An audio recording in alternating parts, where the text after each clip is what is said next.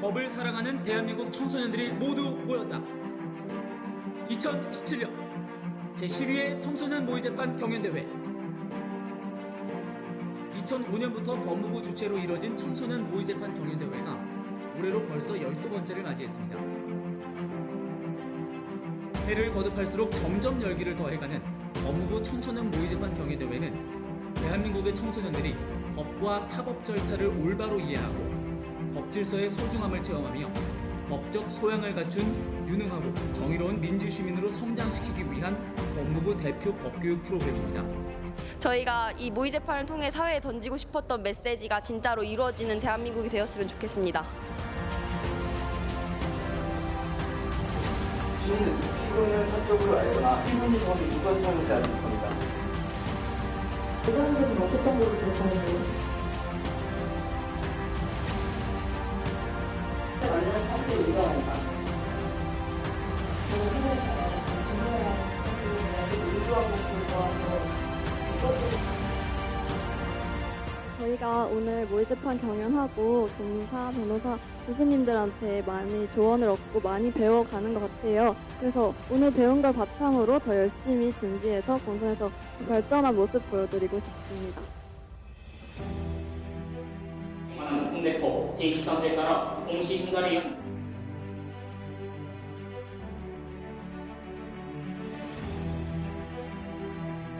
피고인이 시체를 산속에 일하는 등은 사실이나 마지막으로 하나씩 증인서보다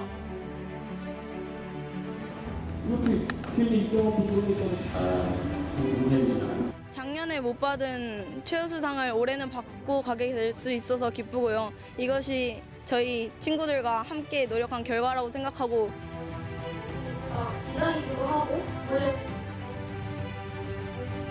그러도록 하겠습니다. 증인이 인정 넣고 잠시 졸업과 팔로시랑한 제가 기억 두세 차례 휘두르지 않아요. 모의재판을 통하여 서로의 의견 교환과 타협, 배려를 배우며 더 큰 나무로 성장하는 대한민국 청소년들. 준비하는데 생각보다 시간도 많이 걸리고 많이 힘들었기 때문에 그만큼 성과가 더 감사하고 기분이 좋은 것 같습니다. 여기 보시면 희미하게나마 옷의 상표가 신발 저 공보서에 주십니다. 저는 없이 경기를 하고 있었습니다.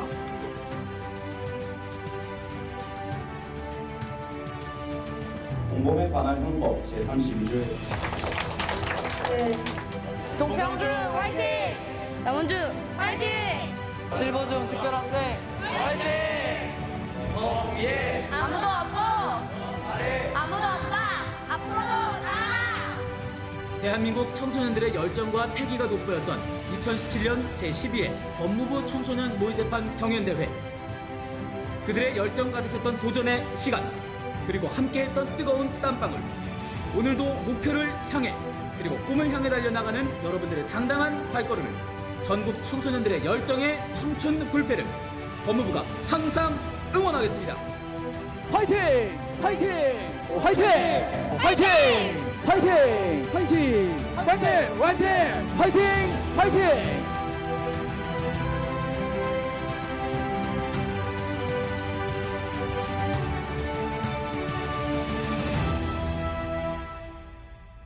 피해자가 자신의 어머니에게 모욕적인 말을 하는 것을 듣고 화를 참지 못해 피해자의 흉부를 강하게 밀었고 그로 인해 피해자는 뒤에 있던 계단으로 굴러 떨어졌습니다. 그리고 척추 손상으로 인해 하반신이 마비되어 현재 스늘병원에서 치료를 받고 있는 상태입니다. 피고인이 피해자를 밀친 행위는 단지 피해자와 그의 동료들의 행동을 말리려던 과정 중 일어난 사고일 뿐입니다. 따라서 피고인의 행위는 고의적인 행위였다고 볼 수 없습니다. 저를 돕고 싶다고 아르바이트까지 하는 그런 효자일 뿐이에요. 절대 나쁜 마음을 먹고 사람을 치거나 밀 그런 아이가 아니에요. 제발 믿어주세요. 피고인 억울해가 아무리 도움을 요청하여도 어차피 외면할 것은 아니었습니까? 재판장님 이 있습니다. 현재 변호인은 확인되지 않은 사실로 심증만을 가지고 증인의 답변을 유도하고 있습니다. 그럼 억울해 학생이 화가 나거나 스트레스를 받으면 폭력적으로 행동할 때가 종종 있었다는 말씀이십니까? 재판장님 이 있습니다. 검사는 지금 본 사건과 관련 없는 내용으로 사건의 본질을 흐리고 있습니다.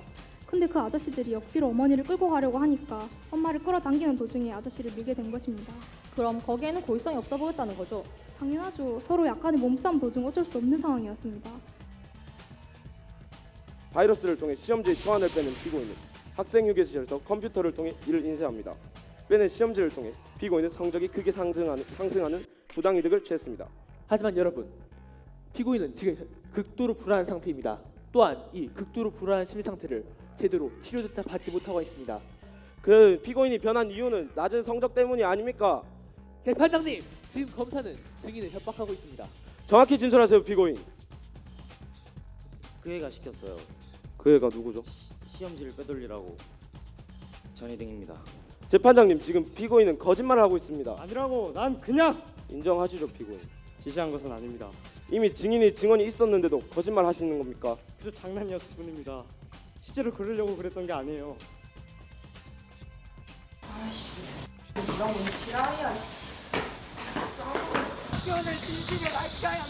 징계 공고문에 익명 처리된 부분에 피해자의 이름을 적시했습니다.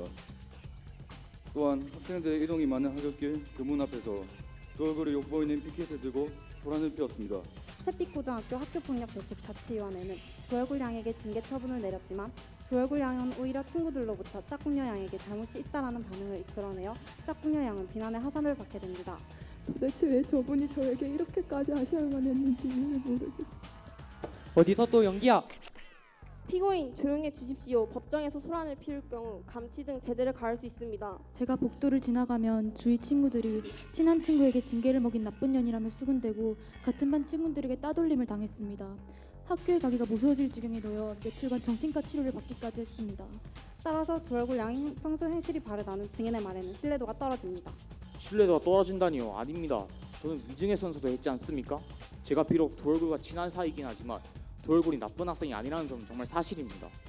단지 조열굴 양에게 보복하는 의도가 아니었습니까? 검사는 지금 피고인에게 너무 무리한 압박을 가하고 보복하는 있습니다. 의도가 아니었습니까? 학교 내에서 가해자와 피해자가 명백히 밝혀지지 않아 저는 외부자라도 이 사실을 알아서 학교에 항의해주기 바라야 한 행동입니다. 절대 보복하려고 했던 것이 아닙니다.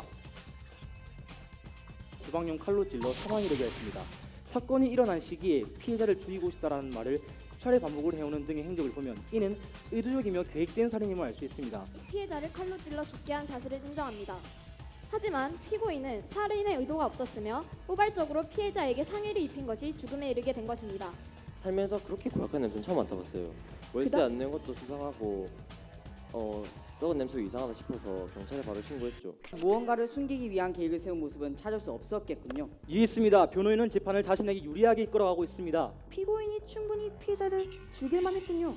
이해했습니다. 검사 측은 증인에게 지금 주관적인 의견을 묻고 있습니다. 폭행이 잦아짐에 따라 올해의 시민 상태는 더욱 피폐해졌고 사건 당일에 다가올수록 증상은 더욱 악화되었습니다. 피고인이 치밀한 계획하에 평범한 일상생활을 하는 척 사체를 은닉하며 범행을 숨겼다고 주장합니다. 홧김에 저지른 일이 들킬까봐 두려웠어요. 정신을 차리고 나서 너무 겁나서 어쩔 줄 몰라서 그랬어요.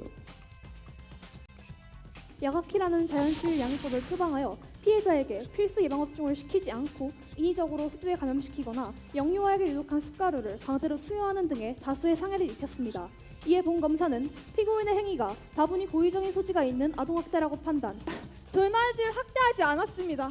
야키 양육법에 따라 아이들을 키우는 과정에서 발생한 일일 뿐이라고요. 판사님, 피카치로 뒤엎인 우리 아기들 표현을 좀 보시죠. 저건 대체약이 아니라 학대입니다. 학대! 피고인이 산후우울증을 앓던 중에도 자녀 양육을 위해 노력했던 점 또한 참작하여 주십시오.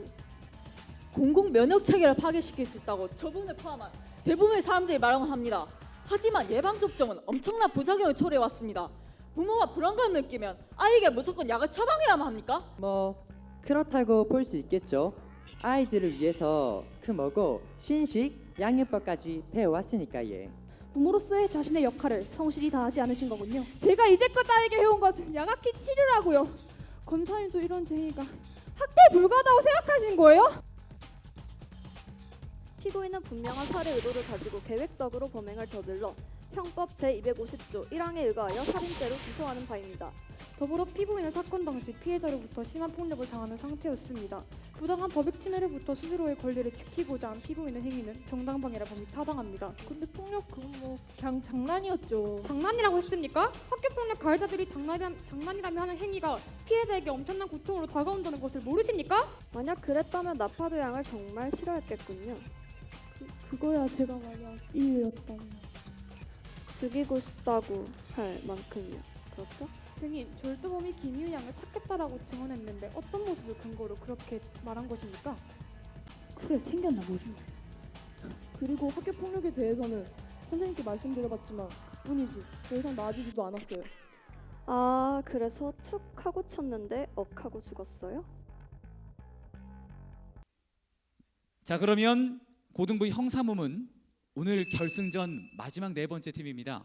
마지막 네 번째 팀 영광여고 팀인데요. 우리 친구들이 준비한 이유 있는 반란이라는 제목의 형사 모의 재판, 여러분의 박수와 함께 시작해 보겠습니다. 박수 부탁드립니다.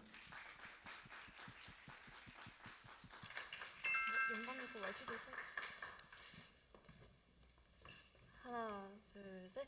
영광여고 YCJ 화이팅!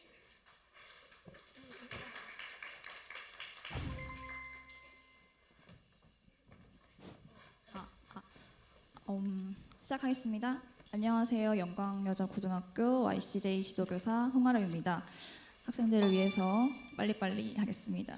우선 사건 개요 설명드리겠습니다. 2017년 4월 11일 피해자 나파도와 피고인 김이유는 동급생들과 함께 고등학교 현장 체험학습을 가게 됩니다.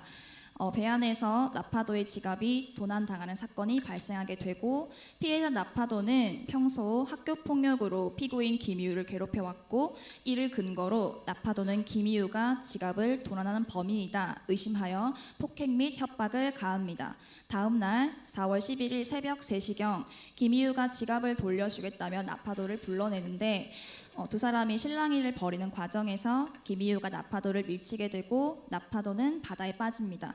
이후 나파도의 사망이 인정되면서 공판이 진행됩니다. 사건의 주요 쟁점은 범죄의 성립 요건입니다. 저희 학교 학생들이 법과 정치 교과 내용에서 범죄의 성립 요건을 배우게 되는데, 그중에 범죄의 구성 요건 해당성과 위법성 조각 사유를 중심으로 사건을 구성하였습니다. 사람을 사망에 이르게 한 건 동일하나 고의 여부에 따라 살인이냐 과실치사냐 판결이 달라지게 되는데, 김이유의 행위가 고의성이 있는 살인, 즉 법률의 규정에 의한 범죄 행위에 해당함을 검사 측이 주장하고자 합니다. 피고인 측은 살인의 고의성이 없어 구성 요건 해당성에 성립하지 않을 뿐더러 정당 방위로서 위법성이 조각되기 때문에 무죄라고 주장합니다. 이는 변호사 측에서 입증하고자 합니다. 이 사건은 피고인이 미성년자인 점, 또한 지금 이 순간에도 일어나고 있을지 모르는 학교폭력 문제와 관련하여 우리에게 많은 시사점을 안겨줄 것입니다. 아울러 시간 관계상 수정된 부분과 생략된 절차가 있으며, 증거 영상에서 피고인 역을 다른 학생이 맡게 된 점 미리 양해 부탁드리겠습니다. 그러면 재판을 시작하겠습니다. 곧 재판이 시작됩니다. 방청석에 계신 분들은 모두 휴대전화를 꺼주시고 재판 중에는 조용히 해주시기 바랍니다. 모두 자리에서 일어나 주시기 바랍니다.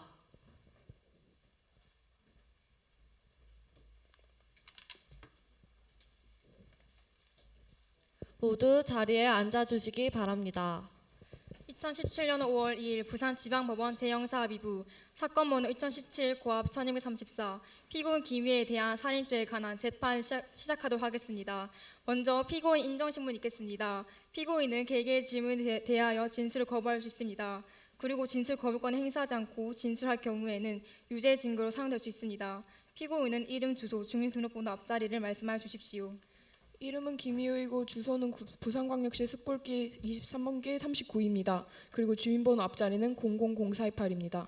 이 사건은 외에 따로 법정에서 재판을 받고 있거나 혹은 계류 중 형사사건 혹은 수사기관에서 수사 중인 사건이 있습니까? 없습니다. 알겠습니다. 앉으십시오. 검사는 피고인에 대한 기소 요지를 제기해 주십시오. 예.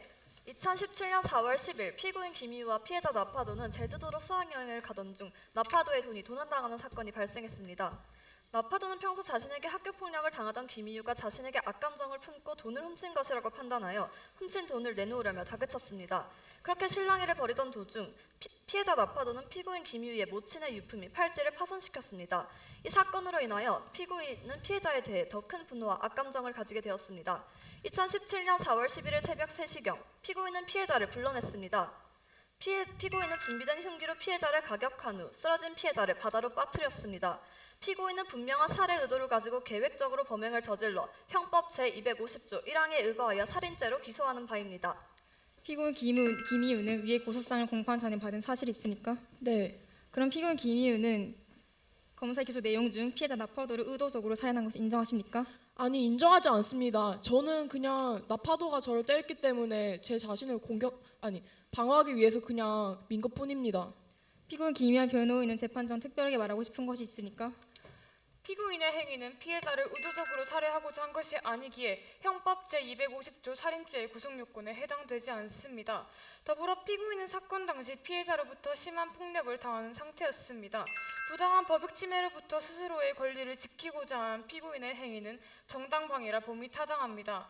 따라서 본 변호인 측은 피고인의 범죄 사실을 인정하지 않으므로 무죄를 선고해 주시기 바랍니다.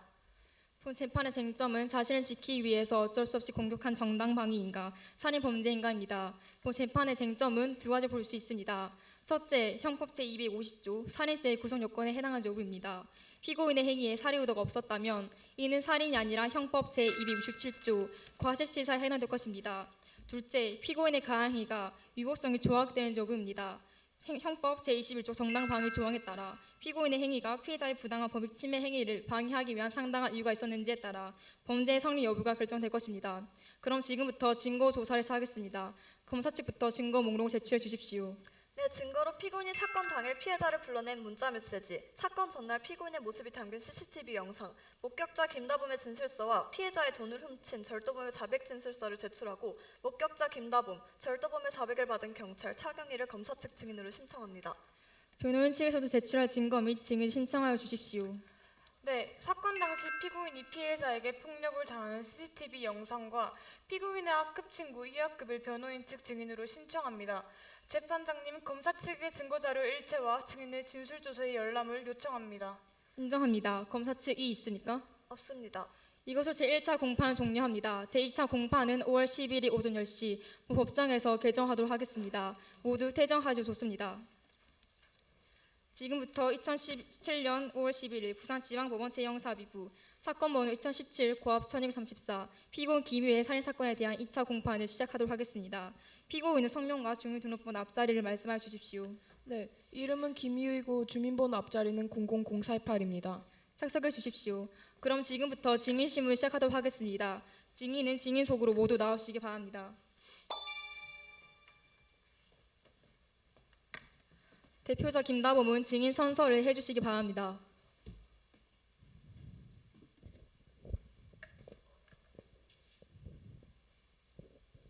선서. 저는 양심에 따라 성실히 증언할 것을 맹세하며 만일 거짓이 있으면 위증의 벌을 받기로 맹세합니다. 증인 대표 김다범. 위증을 하면 형법 제152조에 따라 위증의 벌을 받게 됩니다. 증인 김다범은 증인석에 착석해 주시고 나머지 증인들은 증인 대기석으로 들어가시기 바랍니다. 검사는 증인신문을 시작하십시오. 증인은 피해자가 배에서 추락하는 것을 보셨죠? 그때 상황을 설명해 주시겠습니까?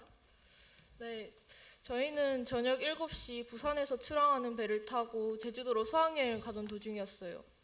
12시간 정도 걸린다고 해서 파도를 포함한 제 친구들 6명 정도 함께 밤을 새며 놀고 있었죠. 그러다 한 새벽 3시쯤인가? 파도는 김희우에 나오라는 문자를 받고 나갔고 저는 2층에 있는 화장실에 갔어요. 그러다가 바다를 우연히 봤는데 갑자기 파도가 떨어지는 거예요. 저 진짜 너무 놀래가지고. 그러니까 피해자는 피고인 김희우를 만나러 나갔다가 바다에 빠졌다는 거죠? 네, 파도는 김희우의 문자를 받고 나갔고 저는 2층에 있는 화장실에 갔었으니까요. 제가 너무 놀래가지고 1층에 뛰어내려갔는데 거기 김희우가 서 있는 거예요. 제가 그래서 김희우한테 뭐 하는 짓이냐고 막 추궁했는데 걔는 아무 말도 못하고 당황하면서 그냥 들어갔어요. 제 생각에 김희우가 파도를 죽인 것이 확실해요.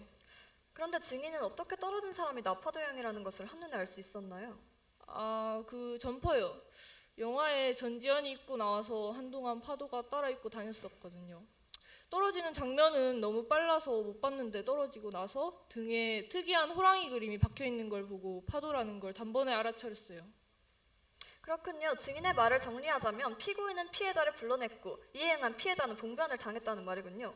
그런데 우리가 주목해야 할 것은 피고인이 먼저, 그것도 모두가 자고 있는 새벽녘에 은밀하게 피해자를 불러냈다는 점입니다. 이 점에 주의해 주시기 바랍니다. 이상입니다. 변호인 측 증인에 대한 반대 질문 하시겠습니까? 네. 증인은 평소 피해자 나파도 양과 친밀히 지내며 피고인 김유혜에게 폭력을 가했습니까?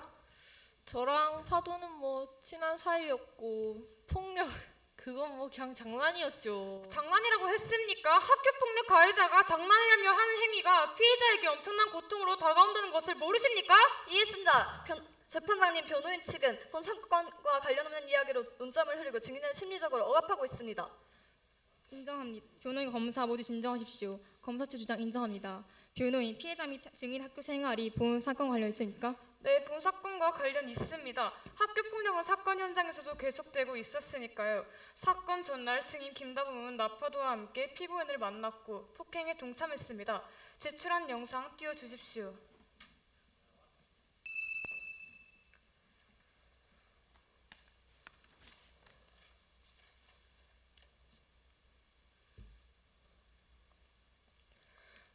증인은 나파도가 피고인 김유를 만나러 갔고 본인은 화장실로 갔다고 증언했습니다. 맞습니까? 아니에요. 사실 셋이 만난 건 사건이 있기 한참 전이라고요. 전 진짜 거짓말하지 않았어요. 파도는 분명히 김유의 문자를 받고 혼자 나갔단 말이에요. 네, 알고 있습니다. 영상을 찍은 시각과 사건 시각이 맞지 않거든요. 중요한 것은 배 안에서도 학교 폭력이 진행 중이었다는 것이겠죠. 그리고 증인의 증언이 객관적이고 신뢰할 수 있는가라는 의문을 제기할 수밖에 없습니다. 제 손에 들린 학교 폭력 설문지에 따르면 김다범과 나파도 그 외 몇 명이 김유를 폭행한 주요 인물들이라는 것을 알 수 있습니다. 재판장님, 이것을 추가로 채택해 주시기 바랍니다.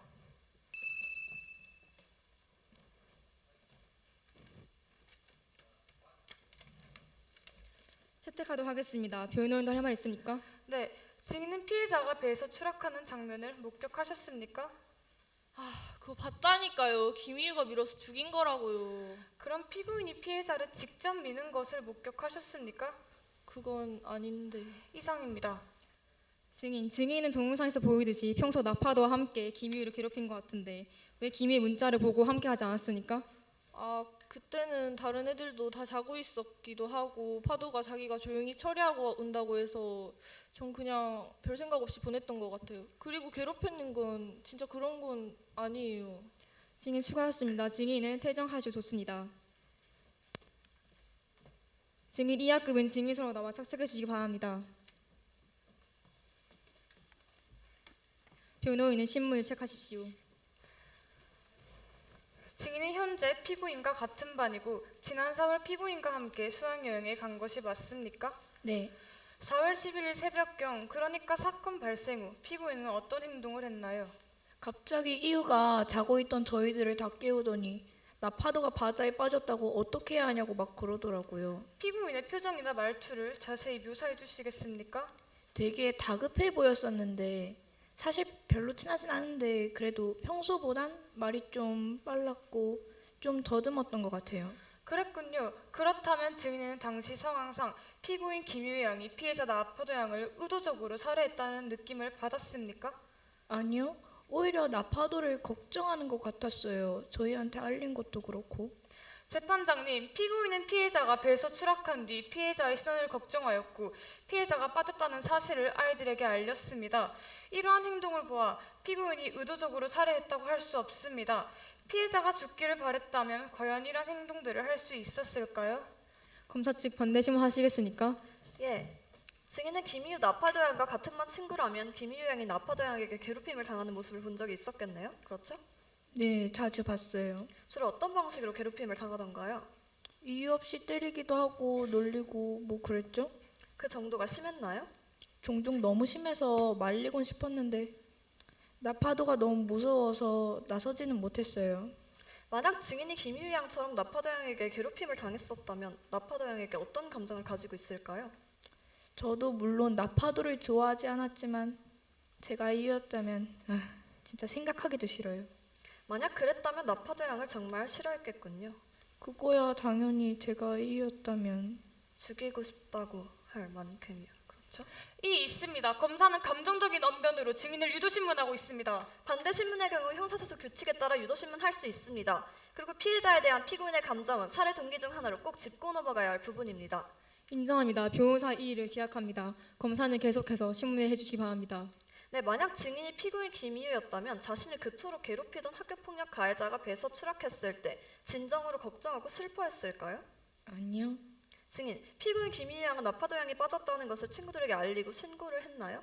신고하는 건 못 봤어요. 선생님께는 알렸나요? 제가 잠에서 깬 후에 선생님께 말씀드렸어요. 재판장님, 피고인은 피해자가 배에서 추락한 후 친구들에게 알렸지만 정작 신고를 하지 않았으며 어른들에게도 알리지 않았습니다. 피고인이 친구들에게 알렸던 것은 주위 사람들로부터 의심을 받지 않기 위해 의도적으로 한 행위입니다. 사건 전날 피고인의 모습이 담긴 CCTV 영상을 재생해 주십시오.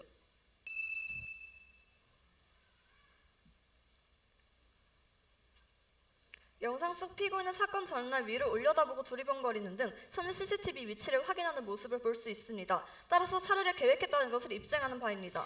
있습니다. 단지 이 영상만으로는 살해를 계획했다는 것을 입증할 수 없습니다. 증거의 증거능력 판단은 재판부에서 합니다. 본 CCTV 영상의 증거능력에 대한 판단 유보하도록 하겠습니다. 검사 측 추가하신 분 있습니까? 없습니다. 증인은 피고인 김희 양에게 나파도 양에 빠졌다는 말을 들은 후 바다에 빠진 나파도 양의 모습을 확인했나요? 네, 놀라서 빨리 나가봤어요. 나파도 양은 특이한 호랑이 그림이 박힌 점퍼를 입고 있었습니까? 네, 호랑이 그림 점퍼였어요. 증인 수고하셨습니다. 증인은 퇴정하셨습니다. 증인 차경인 증인석으로 나와 착석해 주시기 바랍니다. 검사는 신문을 시작하십시오. 증인 차경희 씨, 어디에서 근무 중입니까? 부산광역시 도랑경찰서의 경위직을 맡고 있는 차경희입니다. 절도범의 자백을 받은 경위를 말씀해 주십시오. 4월 17일 서에서 근무를 쓰고 있었지요. 그러다 한 고등학생 정도로 보인 아가와가 지가 도둑놈이라 하는 겁니다. 그러니까 가가 하는 말이 4월 10일에 제주도로 가는 배 안에서 돈을 훔치가 있었는데 뭔 얘기를 듣고 놀래가 자백하러 왔대요. 뭔 소린가 더 들어보니까 가가 돈을 훔친 그 다음 날에 지가 탄 배에서 사람이 사라졌다는 소리 듣고 놀래가 와다 카대요. 자백의 구체적 내용을 말씀해 주시겠습니까? 가가 탔던 배 아들이 좀 심상치가 않았다 그래요.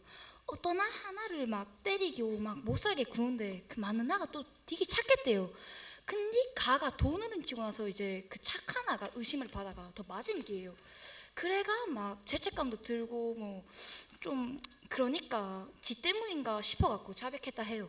근데 그 맞던 아가 이제 반 피고인가 보대. 네, 맞습니다. 피고인 김희우의 살해 계획성을 입증한 문자 메시지를 띄워주십시오. 여기 보시면 피고인은 피해자에게 새벽 3시 2분에 훔친 돈을 줄 테니 갑판으로 나오라고 합니다. 하지만 돈을 훔친 사람은 피고인 김희우 양이 아니었습니다. 거짓말까지 하며 그 시간에 갑판으로 피해자를 불러낸 이유가 무엇일까요? 이상입니다. 변호인 지금 관내심을 하시겠습니까? 네. 증인 절도범의 자백 내용을 묻겠습니다. 그 절도범이 피고인 김희우 양을 착했다라고 말했다고 증언하셨는데 어떤 모습을 근거로 그렇게 말한 것입니까? 그래 생겼나 보시오. 질문에 알맞게 대답해 주십시오. 아니 뭐 그냥 선내 식당에서 막 음식 들고 가다가 뭐 그 절도범이랑 저하랑 부딪혀가 막 옷이 다 배를 불었대요. 근데 막 자가 막 미안하다고 막 뭐 음식 다 치워주고 뭐 지옷 빌려주고 그랬다 하니까. 그랬군요. 그럼 그런 아이가 사람을 죽인다는 것이 납득이 가십니까? 그거는 지가 판단할 게 아니죠. 질문을 바꾸겠습니다. 만약 지금 이 사건 시점에 배 안이라고 가정하면 절도범의 자백이 없으므로 피고인은 계속해서 의심을 받았겠죠. 앞으로 진범이 나타나기 전까지는 계속해서 이 전보다 더 심한 학교폭력을 당하게 될 것이라고 생각했을 것입니다. 그래서 더 괴롭힘 당할 바에야 내가 훔친 것은 아니지만 차라리 돈을 주고 말아야겠다라는 생각에 미칠 수 있지 않을까요? 그런 범행을 위해서 거짓 문자를 보냈다고 확신하십니까? 그렇게 단정 지을 것도 아닌데. 이해했습니다. 변호인 측에서는 근거 없는 추측에 대한 증인의 동의를 구하고 있습니다. 인정합니다. 변호인 주의해 주십시오. 그러나 피고인의 거짓 문자의 동기 측면에서 변호인 주장이 전혀 가능성이 없는 것은 아니므로 검사 측에서는 거짓 문자의 동기가 악의에서 비롯되었다는 주장에 대한 근거가 추가적으로 필요할 것으로 보입니다. 변호인 더 할 말 있습니까? 없습니다. 신문을 마치겠습니다. 증인 수고하셨습니다. 증인은 퇴정하셨습니다. 이것으로 모든 증인 신문을 종료합니다. 다음 공판은 5월 24일 오전 10시 마찬가지로 본 법정에서 개정합니다. 모두 퇴정하셨습니다. 지금부터 2017년 5월 24일 부산지방법원 제0사위부 사건번호 2017 고압 1234 피고인 김유일의 살인사건에 대한 3차 공판을 시작하도록 하겠습니다. 피고인 성명과 주민등록번호 앞자리를 말씀해 주십시오. 이름은 김희우이고 주민번호 앞자리는 000428입니다. 착석해 주십시오. 검사는 피고인 신문을 시작하여 주십시오. 피고인은 평소 나파도에게 오랫동안 학교 폭력을 당해왔던 것 같군요. 당해왔던 것 같군요가 아니라 당해온 거예요. 피고인에게 행해지던 폭력에 대해 어떻게 느꼈습니까? 아니 끔찍하게 싫었어요. 아니 아무 짓도 하지도 않았는데 그냥 일방적으로 폭행을 당했어요. 그런 걔가 너무나도 싫었고 근데 뭐라 그러면 더 맞을까 봐 아무 말도 못했어요. 거기에다가 수학여행 때 하나밖에 없던 저희 어머니 유품을 망가뜨려서 더 화가 났고요.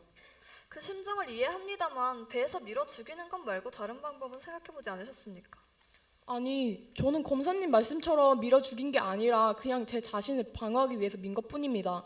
그리고 그 학교 폭력에 대해서는 선생님께 말씀드려봤는데 그 잠깐이지 그 후로는 더 심해졌어요.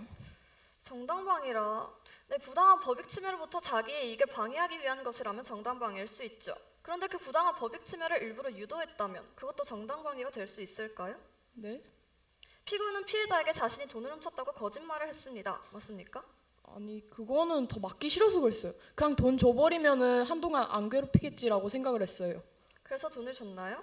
네. 돈을 줬는데도 맞았다는 건가요? 네, 건방지다고 때렸어요. 그럼 피고인은 피해자를 밀치는 순간까지 맞고 있었다는 거네요? 네, 어쩌다 그렇게 됐는지 모르지만 저는 그냥 눈 징끈 갖고 미쳤을 뿐이에요. 분명 사건이 발생한 선박에는 안전바가 있었는데도 한 번의 밀침으로 그걸 넘어가 바다로 떨어졌더라? 아니 저도 모르겠다니까요? 그뿐이에요. 진짜 밀쳤어요. 그렇군요. 피고인 만약 바다에 빠진다면 어떤 행동을 할 것 같습니까? 허우적거리겠죠? 그렇죠. 고개를 하늘로 쳐올리고 말이죠. 피고인은 피해자가 바다에 빠지는 장면을 가장 가까이서 봤을 거예요. 피해자는 그런 모습이었나요? 그거는 잘 모르겠어요. 기억이 안 나요. 피고인은 등을 위로 향하게 하고 고개를 하늘로 쳐올릴 수 있나요? 그게 무슨 말씀이신지. 혹시 목격자 김다무의 진술을 기억하시나요? 한눈에 피해자의 등을 보고 한눈에 바다에 빠진 것이 나파도양이었다는 것을 알았다는 말. 물에 빠진 사람들은 일반적으로 고개를 하늘로 쳐듭니다. 숨을 쉬기 위해서. 게다가 밀쳐지는 상황에서도 피고인을 때리고 있었던 나파도양인데 그렇게 쌩쌩하던 피해자가 바다에 빠지자마자 얼굴이 아니라 등을 보였단 말입니다. 마치 시체처럼. 이상하지 않나요, 피고인? 기억이 나질 않습니다. 김다범 증인이 거짓 증언을 했다는 것일까요? 그거야 모르죠. 재판장님, 피고인은 지금 거짓 진술을 하고 있습니다. 피해자가 바다로 떨어진 장소는 갑판 1층이었고 어디에도 부딪힐 곳이 없었습니다. 피해자는 바다에 빠질 때 이미 의식이 없었던 것입니다. 그렇죠, 피고인? 잘 모르겠습니다. 기억이 안 나요. 피해자는 바다에 떨어지는 순간 의식이 없었던 상태였고 그런 피해자를 피고인이 바다에 던진 것입니다. 이는 정당방위도 과실치사도 아닌 분명한 살인으로 보아야 합니다. 이상입니다. 변호인 지금 반대 신문하시겠습니까? 네. 피고인 질문하겠습니다. 네. 피고인은 피해자 나파도양에게 돈을 훔쳤다고 의심을 받았었죠? 네, 맞아요. 파도는 무작정 저를 의심했어요. 그럼 나파도양을 불러낼 때 왜 자신이 절도범이라고 했죠? 아니 너무 두렵고 사실대로 제가 범인이 아니라고 말하면 더 맞을까 봐 그냥 제가 범인이라고 한 거예요. 또 맞다니요? 무슨 의미입니까? 저는 사실 파도한테 학교 폭력을 당했어요. 파도에 돈을 훔쳤다고 의심을 받았을 때도 그랬었고 학교에선 더 심하게 괴롭혔어요. 그럼 어쩌다가 피해자를 밀치게 되었나요? 제가 걔한테 돈을 주려고 불러냈더니 걔가 왜 또 훔치냐면서 저를 또 때렸어요. 근데 그대로 가다간 진짜 죽을 것 같아서 그냥 딱 눈 한껏 감고 밀쳤을 뿐인데. 피고인은 피해자를 밀친 것이 잘못된 행동이라는 판단은 있었습니까? 그때는 그냥 살려고 저항을 했어요. 근데 밀치고 나니까 일이 좀 잘못됐다는 걸 느껴서 친구들이랑 애들한테 가서 얘기를 했죠. 재판장님, 피고인은 평소에 피해자로부터 심실에 많은 고통을 받아왔습니다. 피고인은 자신이 범인이라고 칭하면서 만남을 유도했던 것은 더 큰 보복이 두려워 이를 빨리 무마하고 싶은 생각에 행했던 것입니다. 하지만 그런 피고인의 노력에도 불구하고 피해자는 피고인에게 폭력을 행사하였습니다. 이 과정에서 피고인은 본인의 생명의 위협을 느껴 피해자를 밀쳤습니다. 피고인은 행동을 한 후에 오히려 피해자를 걱정하고 자신의 행동이 잘못된 것임을 인식했고 그 사실을 친구들에게 알렸습니다. 피고인의 행동에서 의도적인 부분은 보이지 않습니다. 이것으로 보아 이 사건에서 피고인의 행위는 살인이 아닌 정당방위가 성립된다고 보아야 합니다. 이상입니다. 검사 측 재주심을 하시겠습니까? 예. 피고인은 사건 당일 CCTV에서 두리번거리는 장면이 포착되었습니다. 왜 그런 행동을 했죠? 그냥 심심해서 그랬어요. 심심해서요? 당시 CCTV 영상은 8시 50분인데 그때는 학생들이 레크레이션을 하던 시간입니다. 레크레이션을 하고 있어야 했던 피고인이 왜 바깥에 나와 두리번거렸는지 말해주시겠습니까? 그날 피고인은 여러 대의 CCTV 영상에 등장했습니다. 그리고 한 영상에서 뭔가를 가방에서 꺼냈다가 집어넣는 모습이 포착되었습니다. 뭘 확인하고 있었던 거죠? 피해자가 의식불명인 상태로 바다에 떨어진 것과 관련이 있는 물건인 것 같습니다만 아닌가요? 아닙니다. 그거랑은 상관이 없어요. 아, 그럼 피해자가 의식불명이었던 것은 인정하신다는 거네요? 아니 그거는 검사 측 의도심문하지 마세요. 제주신문 주심의 예에 의하여 의도심문이 금지됩니다. 주의하겠습니다. 그럼 그 물건 현재 어디 있습니까? 그런 건 잘 몰라요.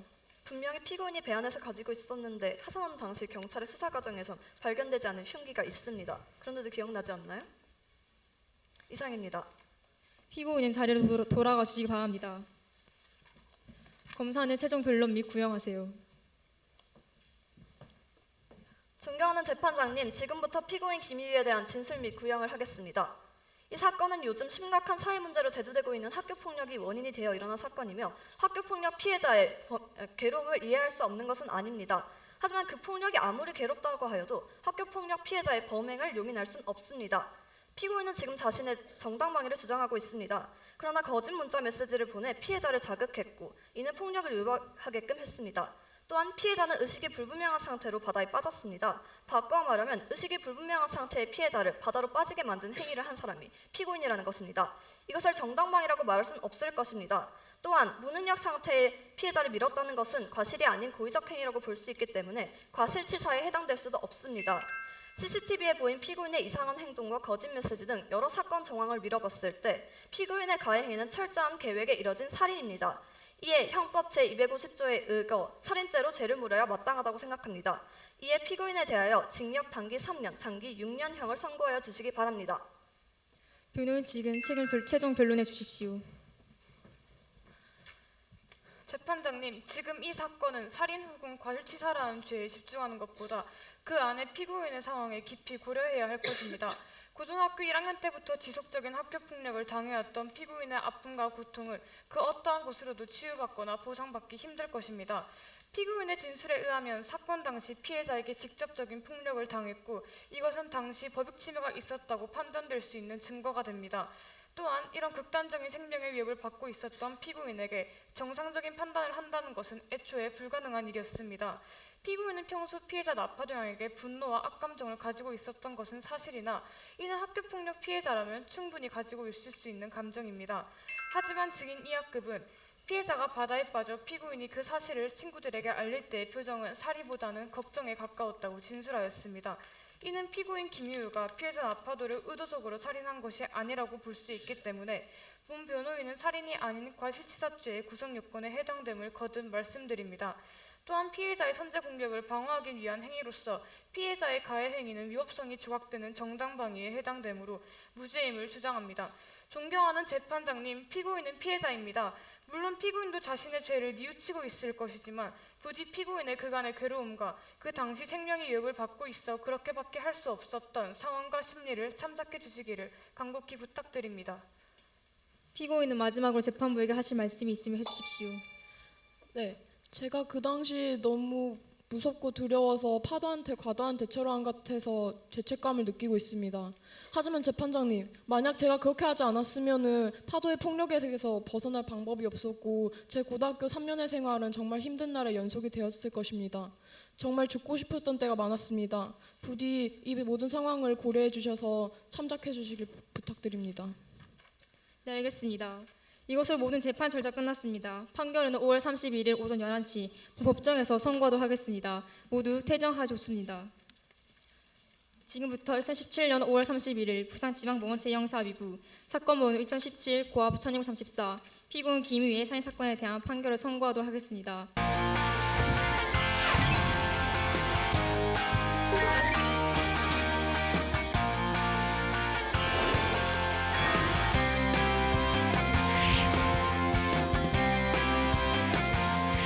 공소 직원들의 휴게실 설치 및 식사 시간 제공을 요구하는 바입니다.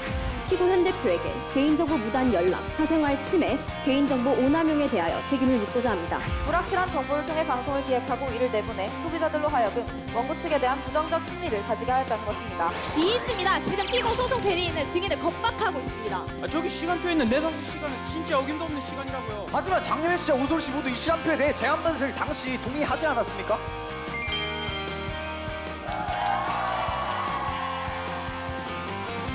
국민의 권리는 우리의 법과 사법부에서 보호해야 할 가장 큰 가치입니다.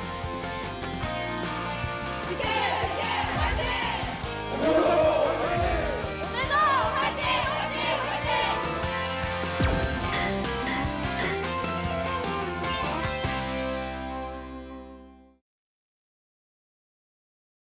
판결문을 낭독하겠습니다. 1. 피고인의 범죄 행위는 정당방위로서 위법성이 조각된다는 피고인 측의 주장을 기약한다. 정당방위 성 요건의 첫째, 현재의 부당한 침해가 있어야 한다. 검사 측의 주장대로 피고인이 피해자의 폭력을 유발했을 가능성이 있으나 가능성이 그칠 뿐이라는 점, 또한 피고인이 폭력을 유발했다 할지라도 그 정도가 부당함에 이르면 요건이 성립된다는 점에서 피고인의 법익 침해가 있었다는 점을 인정한다. 그러나 둘째, 피고인의 가행위가 자기 혹은 타인의 법익을 방해하기 위한 행위인가라는 점에서는 위법성이 조각되면 인정할 수 없다. 피고인은 폭행을 피하기 위해 밀쳤다고는 하나 선박이 구조상 안전바를 넘어갈 정도의 힘을 가했다는 것은 방해 범죄를 넘어선다. 더불어 피해자가 대응할 수 없는 상태였다는 검사 측의 주장을 인정하는 바 방해 법에 해당되지 않는다고 해석함이 정당하다. 따라서 피고인의 정당 방해는 성립하지 않는다. 2. 피고인의 가행위가 의도적 살인 행위에 해당한다는 검사의 주장을 인용한다. 유보했었던 CCTV를 검사의 주장을 고려했을 때 CCTV 증거 능력이 충분하다고 판단되어 증거 능력을 인정한다. 피고인이 사람들 시선에 비해 손의 CCTV의 위치를 확인하는 CCTV 영상과 피고인이 피해자를 불러낸 장소가 심히 어둡고 CCTV가 설치되지 않은 곳이었다는 점이 전혀 무관하고 볼 수 없다. 이는 피고인이 피해자를 밀쳤다는 분명한 사실과 영화지어 봤을 때 그 고의성을 의심할 수밖에 없다. 또한 영상에서 보인 가방에서 둔기를 꺼내는 모습에서 봤을 때 그 둔기가 전혀 무관하다고 볼 수 없다. 반면 지속적인 폭행에 두려워 거짓 메시지를 보냈다는 피고인의 진술과 사건의 정황이 일치하지 않는다. 피고인은 피해자의 폭행을 두려워함에도 사람들의 시선을 피해 어두운 곳에서 피해자를 보냈다는 점은 피고인의 거짓 메시지의 동기에 악의가 있음을 알 수 있다. 이상의 정황상 피고인은 피해자를 죽일 의도가 있었음을 알 수 있다. 그러므로 피고인의 행위는 형법 제250조의 살인죄가 성립된다. 그러나 피고인이 지속적으로 학교폭력을 당해왔고 아직 미성년이라는 점을 고려하여 소년법 제60조 2항을 근거하여 다음과 같이 선고를 내린다. 본 재판부는 피고인 김희에게 형법 제250조에 근거하여 살인으로 징역장기 5년, 단기 2년 6개월의 실형을 선고한다. 본 법정의 판결을 불복하는 경우 피고인은 선고로부터 7일 이내에 본원에 항소장을 제출할 수 있으며 이 경우 부산고등법원에서 항소심을 하게 됩니다. 또한 판결문은 피고인 신청을 두고 송달합니다. 피고인 이해하셨습니까? 네. 이것은 본 재판을 종료합니다. 모두 퇴정하셨습니다. 자, 이렇게 해서 저희 마지막 팀 발표까지 모두 마쳤고요. 자, 이어서 질의응답 시간 마지막으로 가져가도록 하겠습니다. 혹시 증거 능력하고 증거의 신빙성의 차이점에 대해서 설명해 주실 수 있는 분 계신가요? 제가 그러면 설명드릴게요. 증거 능력은 일종의 자격이에요. 대학교를 가려면 고등학교 졸업 자격이 있어야 되죠. 고등학교 졸업 자격만 있으면 누구나 대학을 갈 수 있는 자격은 돼요. 그런데 수능 시험을 봐서 점수가 몇 점이냐에 따라서 어느 대학교를 가느냐, 그거가 증거의 신빙성이에요. 그러니까 증거 능력이라고 하는 거는 재판부의 판사님한테 제출할 수 있느냐 없느냐의 관점에서 보는 거예요. 그거는 누군가를 위법하게 불법적으로 수집한 증거라고 하면 자격이 없기 때문에 배제가 되는 거예요. 그런 특별한 사정이 없으면 증거가 인정이 돼서 증거 능력 인정에 재판부에 들어오게 되는 거고, 그 다음에 그 증거가 얼마나 범죄 사실에 믿을 수 있는가 하는 증거에 얼마나 입증하는 데 도움이 되는가, 그게 신빙성의 문제예요. 그 부분이 조금 너무 전체적으로 어려운 정당방위나 이런 개념에 대해서 구성이 탄탄하고 좋았는데 그 부분이 조금 제 개인적으로는 아쉬웠고요. 네, 잘 봤습니다. 그 재판장님한테 질문하겠는데요. 그 재판장님 옆에 앉으신 분은 배석 판사님이신가요? 아니면 그 사법연수생이나 이런 분인가요? 배석 판사입니다. 그 배석 판사 한 분은 어디 갔어요? 학생의 개인 사정으로 역할을 바꾸게 되었고 그를 충족할 만한 구성원이 없었기 때문에 둘이서 판사하게 되었습니다. 아 그래요? 그 합의 사건 둘이서 해도 되는 건가요? 아니요, 3명이서 해야 됩니다. 그렇죠. 그럼 한 분 다른 데서 모셔야 되는 거잖아요. 아, 그죠? 근데 네, 모셔야 됩니다. 그리고 검사님한테 질문할게요. 지금 보면 증거에 보면 이 사건 살인 사건이잖아요. 증거에 보면 문자 메시지, 사건 전날 피고인 모습이 담긴 CCTV 영상, 그 다음에 김다솜의 진술서, 그 다음에 뭐 차경이 이렇게 있는데 지금 이 피해자가 사망했다는 거 그걸 뭘로 입증했습니까? 저희가 피해자가 바다에 빠졌고 죽었다는 전제하에 시나리오를 작성한 것입니다. 사망했다는 거. 네. 아무리 그러니까 어떻게 빠졌는데 그런데 큰 거북이가 나타나서 거기 이렇게 구해줘가지고 다른 데 갈 수도 있는 거잖아요. 그죠? 그럼 재판장님 여기 지금 사망 진단서라든지 사망 확인서라든지 시체에 대한 사진이라든지 뭐 부검 결과서 없는데 이게 그 사망 이렇게 살인을 인정할 수 있는 건가요? 살인이나 뭐 아니면 과실치사가 됐든 이 사망의 결론을 인정할 수 있는 건가요? 그러면 근데 검사는 여기서 또 그 사망을 했다고 주장하고 피고인이 사망한 거 맞는 것 같다 이렇게 얘기하면 사망 인정할 수 있는 건가요? 네. 이게 그 형사 사건은 민사 사건하고 가장 틀린 게 뭐냐면 민사 사건은 이제 형식적 진실이라서 원고가 뭐라고 주장하고 피고가 그것에 대해서 인정을 하면 인정할 수가 있어요. 또 가사 사건은 또 다르죠. 일반적 민사는 그래요. 그러나 형사 사건은 실체 진실을 발견하는 거기 때문에 피고인이 아무리 자백을 하거나 인정을 한다 하더라도 거기에 맞는 증거가 없으면은 인정할 수가 없어요. 그죠? 저는 이 사건 보면서 그런 고점이 굉장히 좀 안타까웠고 만약에 그렇게 가정했다 하더라도 여기 증거에 그런 것도 좀 있어야 되지 않았을까 그런 생각이 들어요.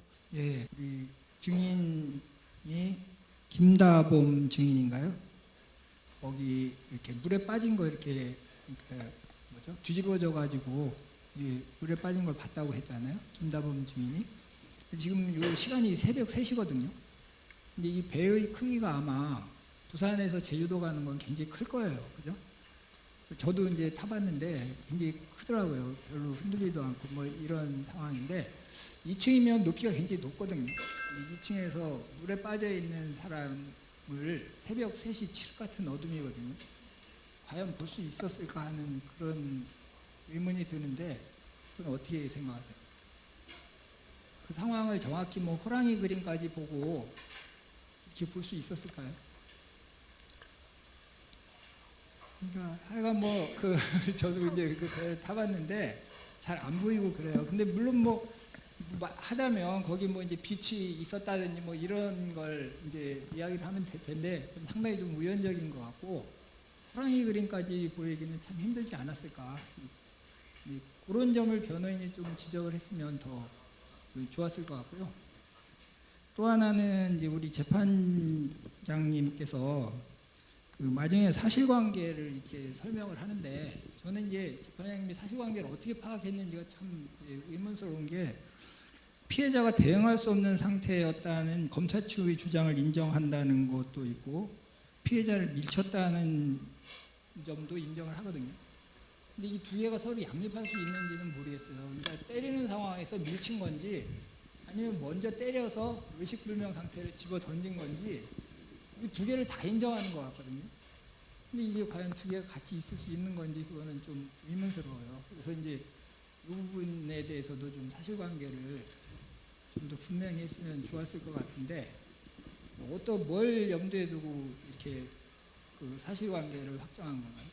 폭행의 고의성은 없으나 범행의 고의성이 있다고 파악해서 때렸다는 거 말고는 때렸다고 말고 이뤘다는 것에 대해 확신을 해서 그러니까 이제 피고인이 이제 살인 행위를 한 거를 인정했잖아요. 이제 그 과정에서 이제 그 피해자가 달려들 때 이제 때리려고 할 때 이렇게 세게 밀어서 이렇게 한 건지 아니면 그 먼저 이제 둔기로 때려서 의식불명 상태를 만들고 집어서 던진 건지 이 두 개가 같이 있을 수는 없잖아요. 그죠? 근데 이제 이 두 개가 같이 나오거든요. 사실관계에서. 그게 좀 저는 의문스러워요. 근데 이게 굉장히 중요하거든요. 이제 어느 쪽인지 자체가 중요한데 그래서 우리 재판장님이 사실관계를 확정할 때는 좀 분명하게 그거를 좀 둘 중에 어느 하나를 선택하든지 해서 했으면 좋았을까. 이제 검사의 주장도 받아들이고 변호인의 주장 중에서도 이제 일부를 받아들이면서 하다 보니까 이런 모순이 나오지 않았는가 하는 그런 생각이 들거든요. 예, 뭐 그런 뭐 여러 가지 점들이 이제 복잡하게 좀 더 생각을 해서 구성하려다 보니까 그런 점들이 있기는 한데 뭐 아까 이제 말씀드린 것처럼 여러 가지 뭐 이제 다양한 요소들을 이제 고려한 그런 점들은 굉장히 우리 고등학교 수준에서는 상당히 수준 높은 대본이었다고 생각하고 수고 많이 했습니다. 자, 그러면 이렇게 해서 저희 고등부 형사부문 마지막 팀 영광여고까지 발표를 모두 마쳐보도록 하겠습니다. 수고했다고 박수 한번 보내실까요? 네. 자, 이제 자리로 내려와서 인사하고 들어가도록 하겠습니다. 막 심장이 떨리죠? 자, 다 함께 단체 인사하고 그리고 본 자리로 원래대로 돌아가죠. 네, 수고하셨습니다. 이렇게 해서 제12회 청소년 모의재판 경연대회 본선 고등부 형사부문 발표가 모두 마쳐졌습니다. 어느 학교가 최종 대상을 거머쥐었을지 좋습니다. 고등부 형사부문 대상은 매원 고등학교 더 로잉 팀 축하드립니다. 지금 선생님이 좀 당황하셨어요. 제12회 청소년 모의재판 경연대회 고등부 형사부문 저희 매원 고등학교가 우승을 차지했습니다. 우후! 자, 먼저 우리 소감부터 들어볼까요? 일단은 저희가 타게 될지 정말 몰랐는데 이렇게 이 상을 위해서 많은 학교 학생들이 열심히 노력했을 텐데 저희가 받게 돼서 되게 영광이고 기쁩니다. 그리고 그동안 저희가 되게 오랜 시간 동안 방과후까지 남아서 열심히 연습해준 우리 동아리 친구들한테 고맙고 동아리 선생님이신 정규환 선생님께도 감사드립니다. 매원고 화이팅!